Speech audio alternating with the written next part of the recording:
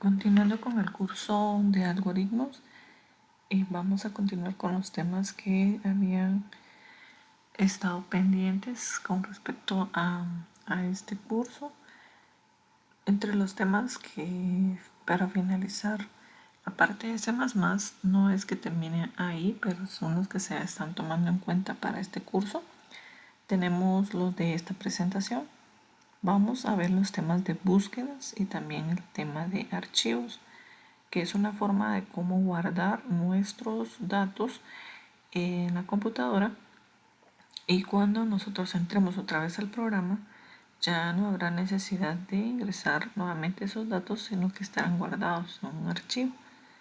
Para eso vamos a ver de qué manera lo podemos realizar. Vamos a ver los métodos de ordenamiento. El ordenamiento, existen diferentes formas que se toman en cuenta en programación, pero entre las más comunes están las que vamos a observar en esta presentación. Tenemos el método de burbuja, es uno de los métodos más comunes que se utilizan para poder ordenar, y es uno de los métodos que nos ayuda a poder entender de una forma fácil cómo podemos crear un ordenamiento dentro de nuestra información. Este lo que hace es que revisa cada elemento de la lista que se va a ordenar y revisa ese elemento con el siguiente elemento. Luego de que haya hecho esa revisión, va a intercambiar las posiciones en caso de que el orden no sea el correcto. Por ejemplo, si es orden ascendente o descendente, y si uno con el otro están mal ubicados, los intercambia. Además de eso, esto lo puedo hacer n cantidad de veces hasta que termine con la lista de valores que está ordenando. Y esta es la forma de trabajar. Ese sería como los pasos que nosotros haríamos, y lo vamos a ver acá gráficamente. Tenemos un vector de 5 posiciones, y este vector lo necesitamos colocar de tal forma que quede del más pequeño al más grande. En cuanto a la numeración, hay una fórmula, podríamos decir, o que nosotros vamos a estar tomando en cuenta para poder ordenar este vector. Entonces lo primero que vamos a decir, que si el número actual, que es el de la posición 1, o en este caso la posición 0, es mayor al número de la siguiente posición, que en este caso sería 5, y decimos, ¿verdad? 4 es mayor que 5, no, entonces no se da el cambio, la que está acá abajo. Muy bien, seguimos con la siguiente posición.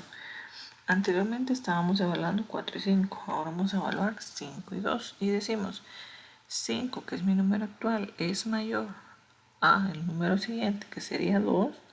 5 es mayor que 2, sí. Muy bien, entonces vamos a hacer el cambio. Ahora quedaría 2 en la posición 2 y 5 en la posición 3. De esta manera. Tenemos 4, tenemos 2, 5, 1 y 3. Ahora toca el turno al 5 y al 1. Y siempre decimos, el número actual, o sea el 5, es mayor al número siguiente, o sea el número 1. Sí, entonces vamos a hacer el cambio. El 1 pasaría a la posición 3 y el 5 a la posición 4. Y se hace la última comparación. Y decimos, 5 es mayor que 3. Sí, es mayor que 3. Entonces se va a hacer el cambio. Intercambiamos y ahora el 3 queda en la posición 4 y el 5 en la posición 5. Muy bien, ya no existe más para poder seguir comparando. Ahora volvemos a hacer la comparación desde el inicio. ¿Por qué hacemos esto? Porque aún no ha terminado ordenado nuestro vector. Y todo esto lo vamos a estar haciendo hasta que quede ordenado de la primera posición a la última. Entonces decimos 4 es mayor que 2. Sí, bueno, entonces vamos a intercambiar. Colocamos el 4 en la posición 2 y el 2 en la posición 1. El siguiente, 4 es mayor que 1. Sí, entonces el 1 quedaría en la posición 2 y el 4 en la posición 3. Luego decimos 4 es mayor que 3. sí es mayor que 3. Entonces cambiamos 3 en la posición 3 y 4 en la posición 4. Muy bien, quedaría de esta manera. Le preguntamos, ¿4 es mayor que 5? No. Entonces hasta ahí terminaría la comparación de esta vuelta. Seguimos con la otra vuelta. La otra vuelta sería 2 es mayor que 1.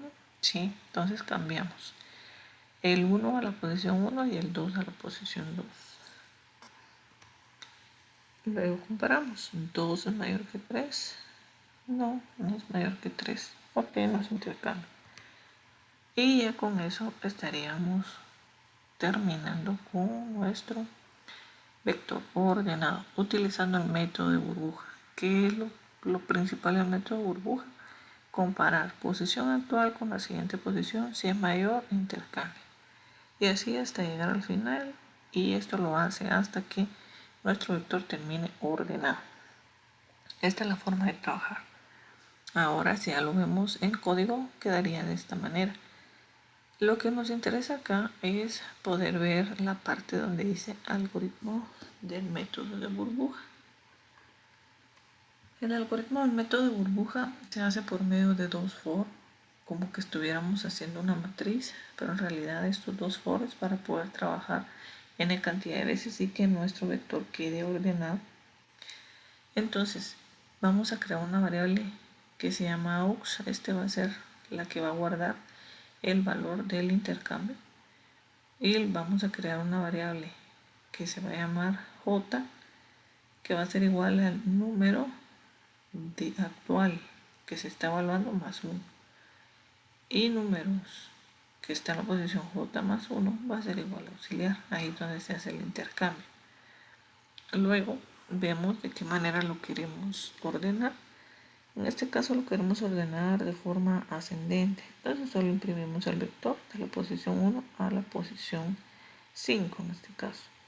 Y de orden descendente, entonces empezaríamos acá en la posición número 4 del vector, que sería la quinta, y terminaríamos hasta la posición 0. Esa sería la forma de cómo trabajaríamos el método de burbuja. Entonces este ejercicio también sería de practicarlo para ver qué tal les queda. Muy bien, ahora tenemos un tipo de búsqueda. Además del ordenamiento, dentro de nuestros datos es necesario realizar un tipo de búsqueda. Dentro de las búsquedas más utilizadas está la búsqueda secuencial. Esta búsqueda lo que hace es buscar uno a uno dentro de la lista que tenemos de datos. Va a estar comparando uno a uno cada uno de los datos. Por eso dice que es secuencial. Entonces acá tenemos un vector siempre de 5 posiciones y vamos a colocar una bandera. La bandera le estamos colocando como valor inicial una F, es decir, falso. Y el dato va a ser el 3, es decir, que vamos a buscar 3 dentro del vector que tenemos acá, que se llama A. Mientras la bandera sea igual a falso y la I sea menor a 5, entonces va a ser lo que está acá. Si A en la posición I, o sea, en la primera posición, es igual a dato,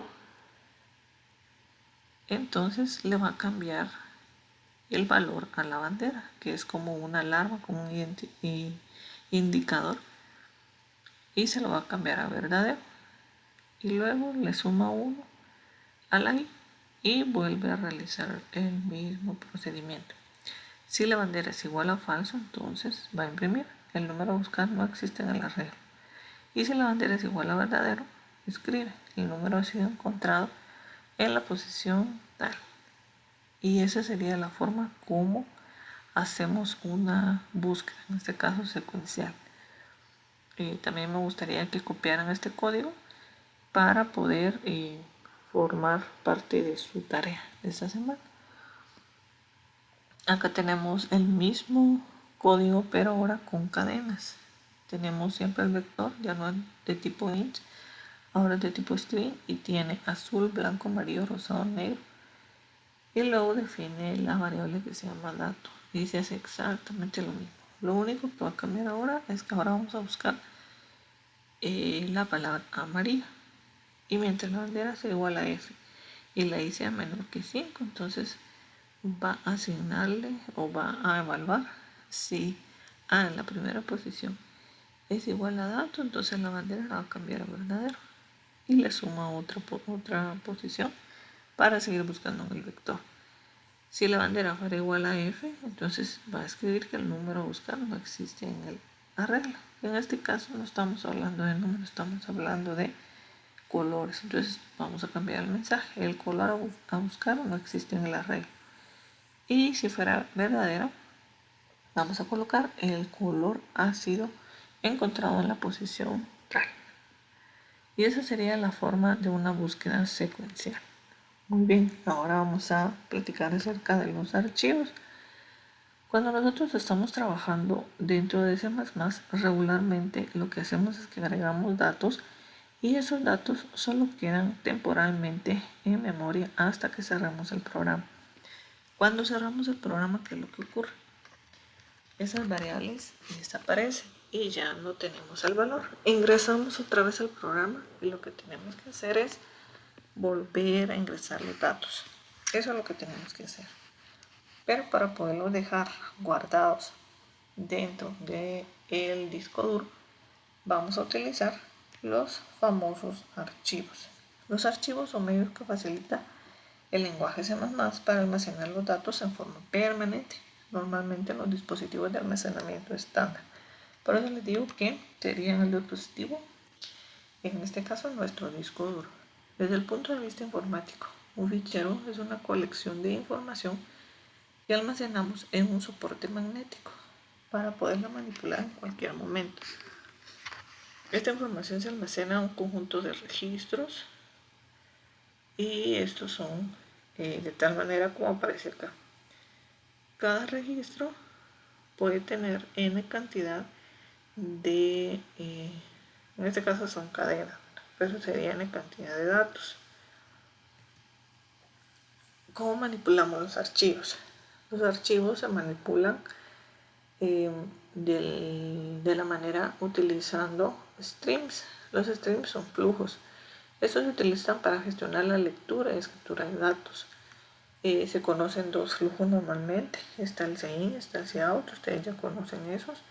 En definitiva, abrir un archivo significa definir un stream.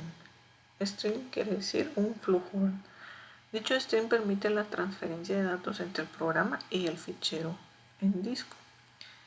Y quedaría de esta manera. Tenemos nuestro stream, básicamente trabaja con el buffer o con la memoria RAM en el momento que se está llenando de información y luego esto se traslada hacia el archivo, es decir que ya lo guardamos permanentemente en la computadora. El buffer es un área de memoria situada en la RAM asignada al programa que abre el archivo. Toda transferencia de datos entre el programa y el fichero en disco se realiza a través del buffer. El buffer está para dar eficiencia. Las operaciones de entrada y salida son más eficientes. El acceso a la memoria RAM consume menos tiempo que el acceso al dispositivo físico. El buffer hace que el número de accesos al fichero físico sea menor. El uso del buffer permite realizar operaciones de entrada y salida de forma más eficiente. Eso es lo que hace. Cuando organizamos los archivos se puede utilizar los de tipo secuencial y los de tipo aleatorio. Los de secuencial se almacenan de forma consecutiva y no es posible leer un registro directamente, es decir, para leer el registro n hay que leer n-1 registros anteriores. Todo es de forma secuencial. Archivos de acceso aleatorio. Se puede acceder a un registro concreto sin necesidad de leer todos los anteriores. Y tenemos tipo de almacenamiento. Tenemos en archivos de texto y tenemos en archivos binarios. En este caso nosotros vamos a utilizar archivos de texto porque son los más comunes. Y acá lo que hace es que los datos se almacenan usando código ASCII y por tanto pueden ser procesados por cualquier editor de texto. Y mientras que los binarios, los datos se almacenan en binario, nada más. ¿Qué biblioteca utilizamos para poder trabajar con archivos o con ficheros? Utilizamos la librería fstream. La fstream, f de file y stream del flujo, ¿verdad? Que nosotros estamos trabajando.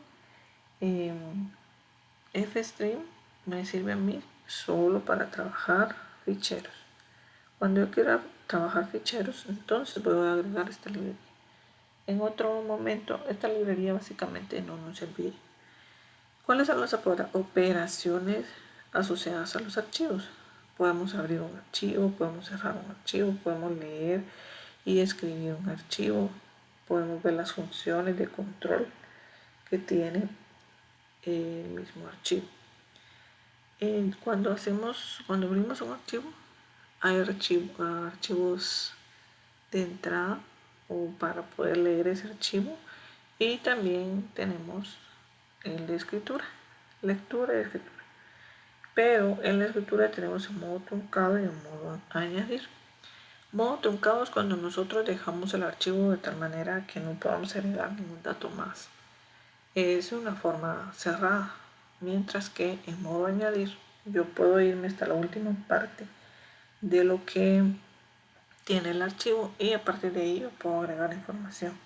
Entonces existen esas dos formas que es necesario conocerlas. ¿Cómo vamos a abrir un archivo?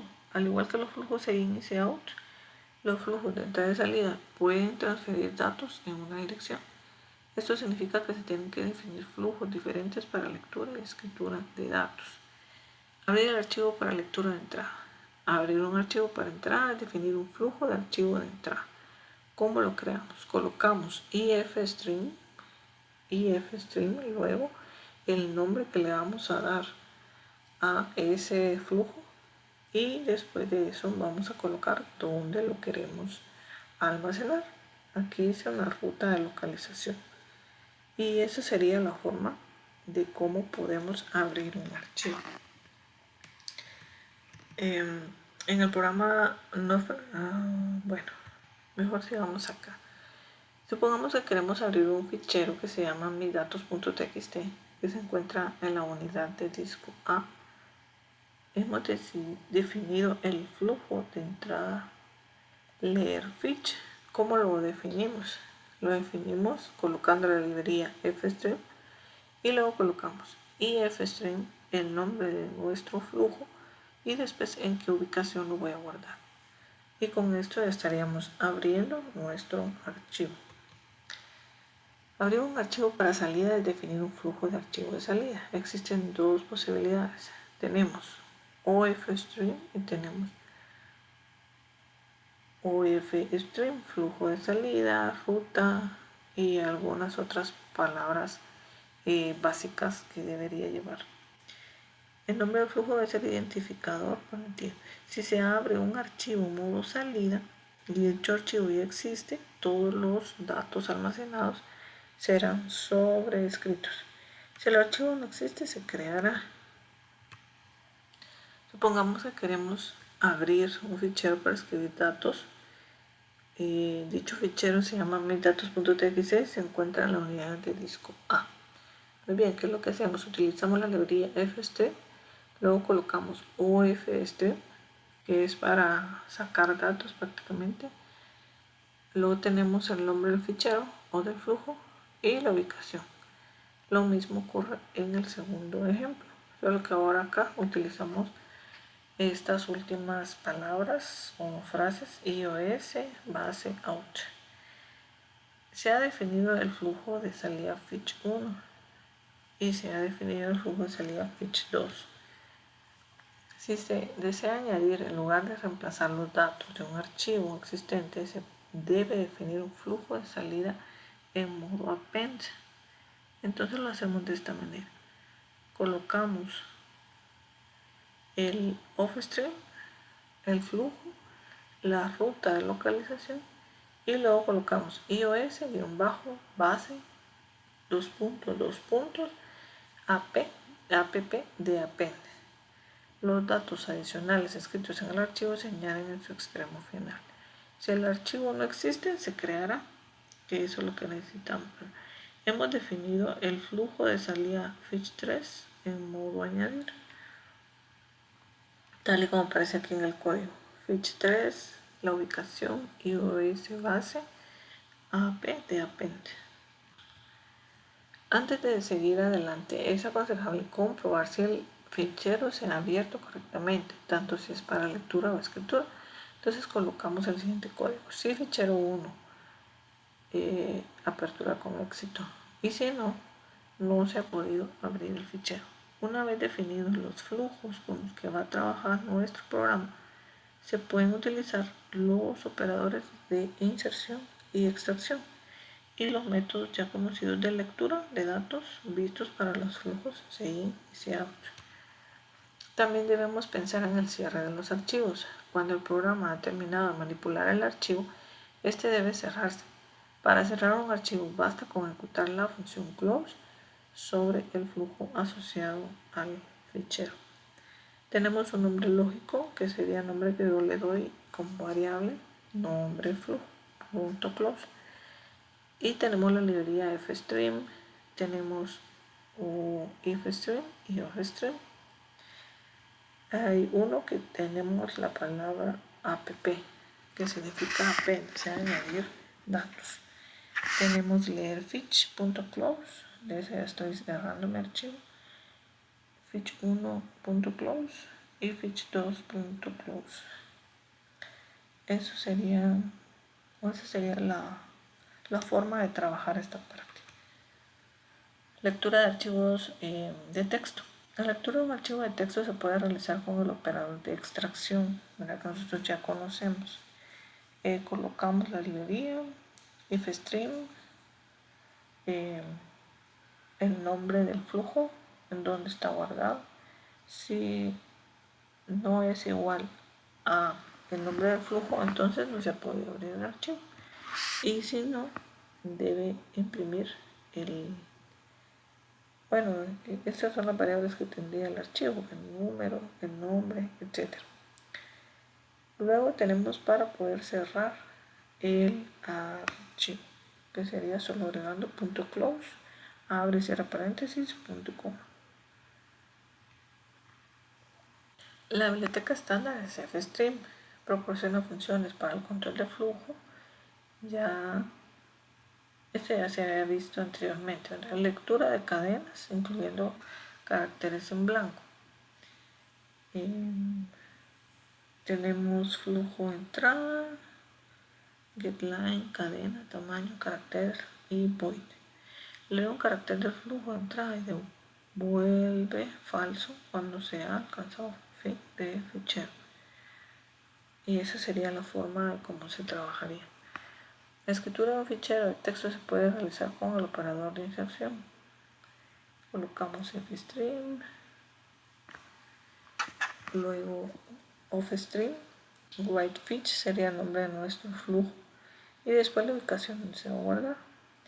Si writeFetch no